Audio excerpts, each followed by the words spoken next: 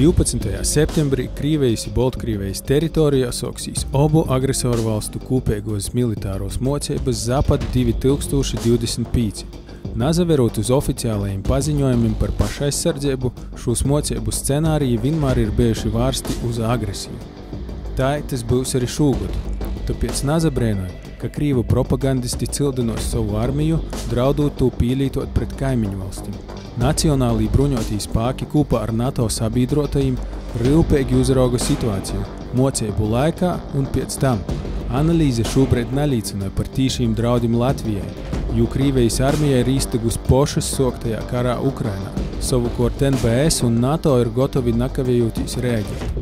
No 8. septembra līdz 10. oktobrim Latvijā notiks valsts aizsardzības mocības namēs, kuros pīzadaļās NBS, Zemessardze, iekšlietu dienesti un sabiedrotī.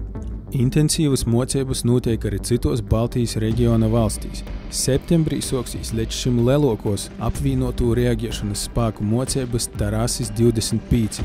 Lietuvas bruņotī spēki rēkos mocību Standardstrike, bet Polijā norisinosies valsts mēroga daudznacionālos militāros mocības Iron Defender 25.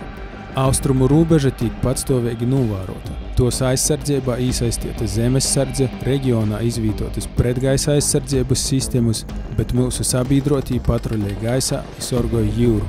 Esi vierīgs. Ja pīrobežā pamani ko aizdomīgu, nekavējoties informē robežsardzi, valsts policiju, valsts drošības dienestu vai Zemessardzi. Latvijas drošība ir arī tava atbildība.